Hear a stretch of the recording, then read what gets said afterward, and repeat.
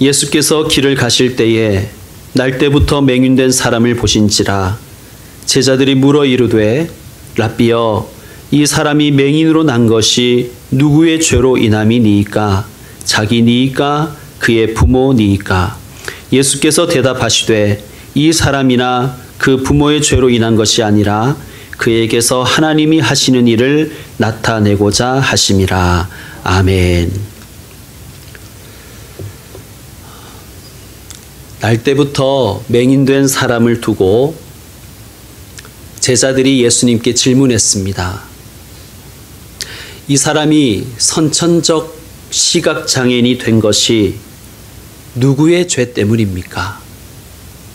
자기의 죄입니까? 그 부모의 죄입니까? 예수님이 대답하셨습니다. 이 사람이나 그 부모의 죄 때문이 아니다. 코로나19 사태로 인하여 온 나라가 비상이 걸린 지금 이 사태의 원인에 대해서 이러쿵저러쿵 말하는 이들이 있습니다. 하나님의 심판이다 라고 말하는 사람이 있어요. 이유는 중국이 기독교를 핍박했기 때문에 하나님의 징계를 받는 것이다. 그것이죠. 또 신천지 교주 이만희는 이렇게 발표했습니다. 근본 병마 사건은 신천지가 급성장됨을 마귀가 보고 이를 저지하고자 일으킨 마귀의 짓이다. 정말 도덕도 윤리도 없고 시민의식도 없습니다.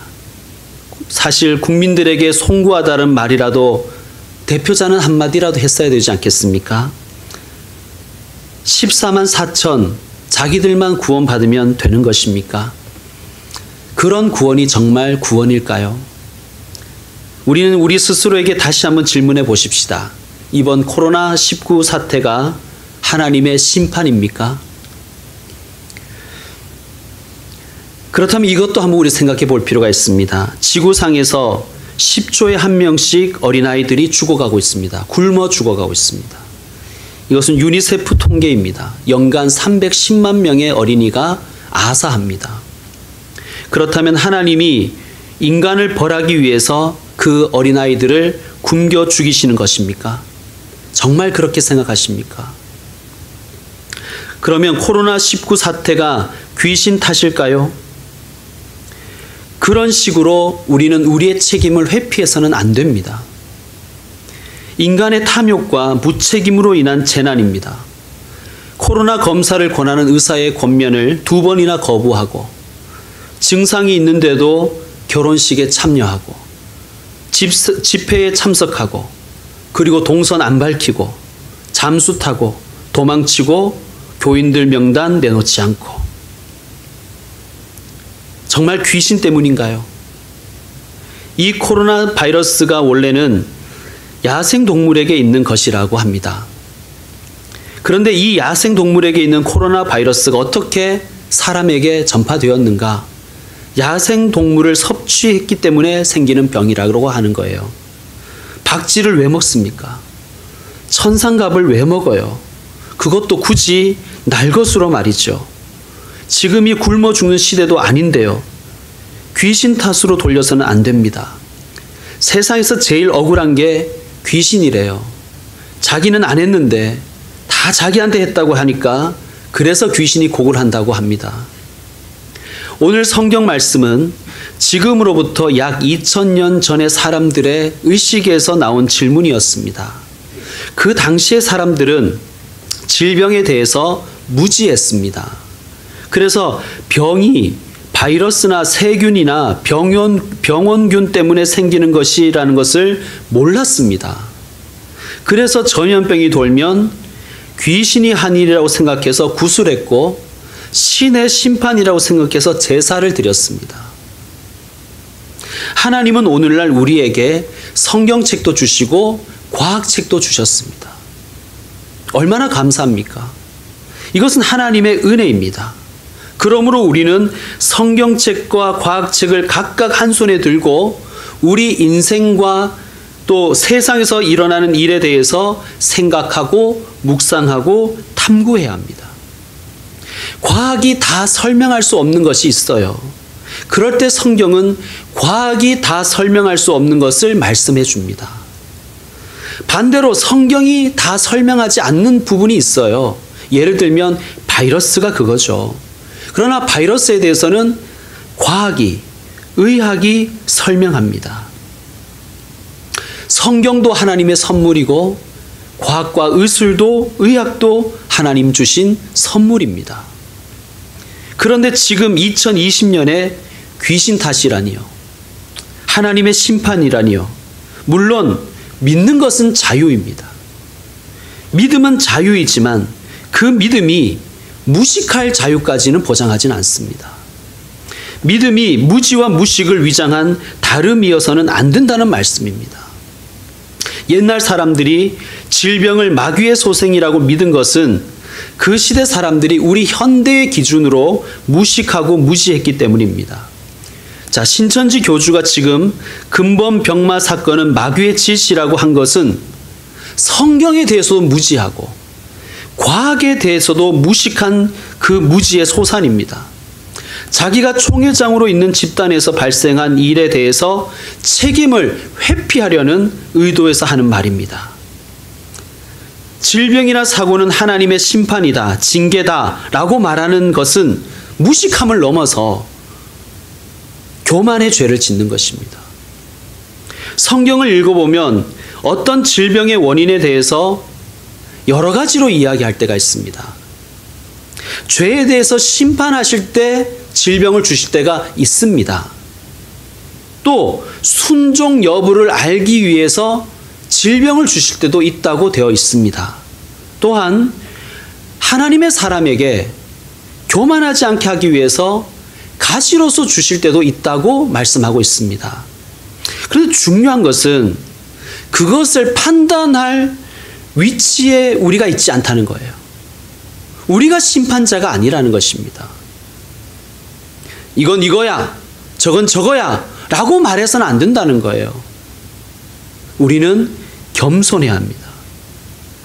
서로 이것이 혹은 그것이 나의 죄 때문이다 혹은 사람들의 죄 때문이다 라는 강한 확신이 있다면 전적으로 자기 자신에게 적용해야 합니다. 제가 언젠가 이런 말씀을 드린 적이 있어요. 말씀은 나에게 적용하면 양약이요, 남에게 적용하면 독약이 된다.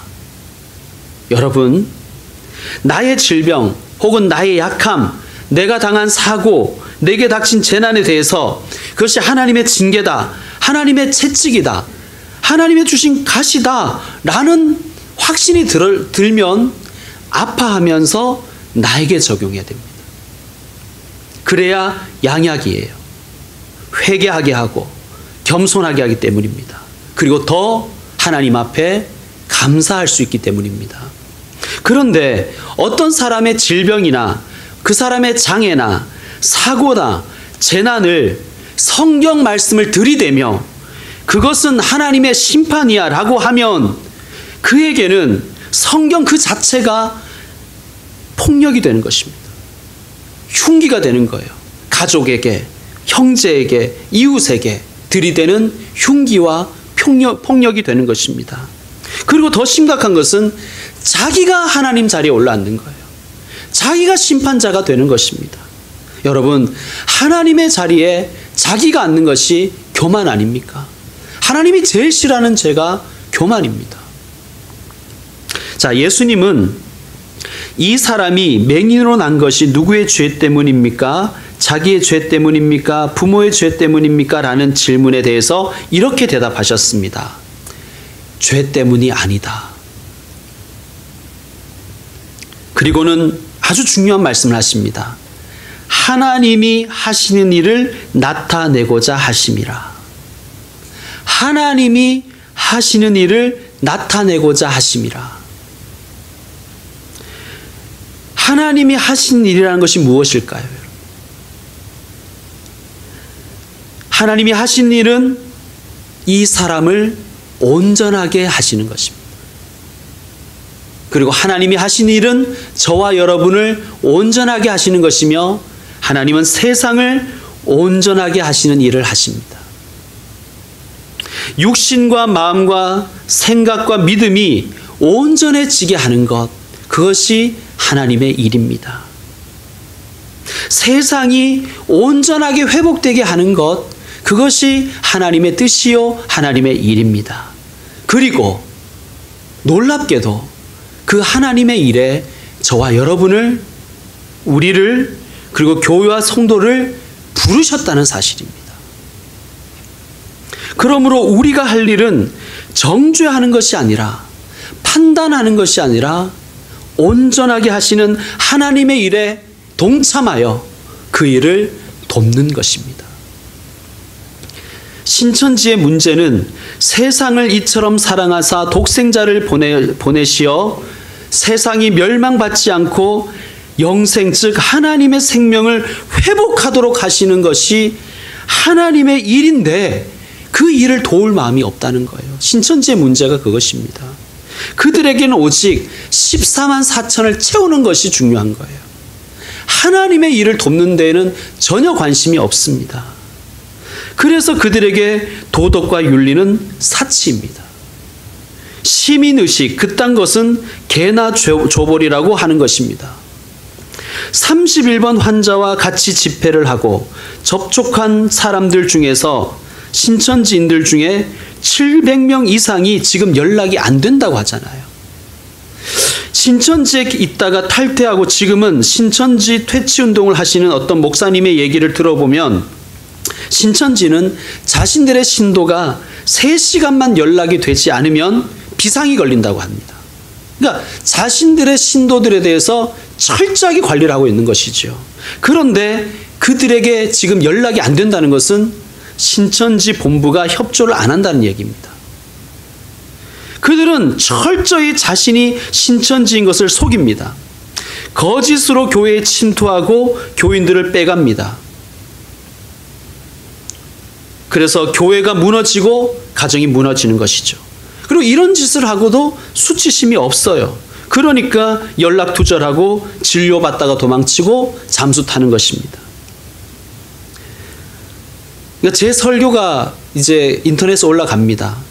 혹시 신천지 중에서 이 설교를 들으시는 사람이 있으면 회개하십시오. 진리로 돌아오십시오.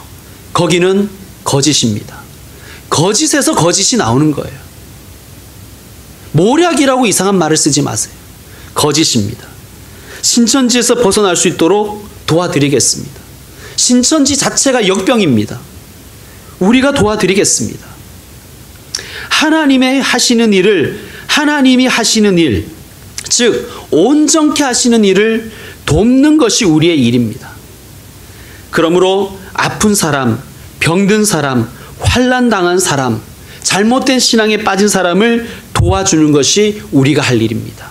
그리고 이 세상이 다시 온전해질 수 있도록 우리가 협조하는 것이 우리의 일입니다. 우리가 어떻게 도와야 됩니까? 여러분, 우리 시민들이 어떻게 도와야 되고 우리 교인들이 어떻게 도와야 됩니까? 열심히 손을 씻어야 되는 것입니다. 거창한 것을 하지 못하더라도 열심히 손을 씻는 데서부터 우리는 하나님의 일을 돕는 것입니다. 그리고 우리는 교회에서 어제 방역을 하였습니다. 그리고 온라인 예배도 하고 있어요. 여러분, 온라인 예배를 들으시는 분들 절대 죄책감 느끼지 마십시오. 다시 말씀드리지만 예배하는 그것이 성전입니다. 여러분이 예배하면 여러분이 제물 되는 것입니다. 교인들 간의 접촉도 최대한 자제하도록 하겠습니다. 그리고 사태가 더 악화되면 아까 광고에도 말씀드렸지만 전면 온라인 예배도 고민하도록 하겠습니다. 예수님은 나병 환자에게 정죄를 하신 것이 아니라 손을 내밀어 주셨습니다. 우리도 그러해야 됩니다. 우리도 도와야 됩니다. 우리도 참여해야 되고 우리도 위로하고 힘써야 됩니다. 하나님이 하시는 일에 우리가 동참하기를 원합니다. 여러분, 하나님은 치료의 하나님이십니다. 믿으십니까? 하나님은 정말 치료의 하나님이십니다. 이것을 반드시 믿으십시오. 하나님이 고쳐주십니다.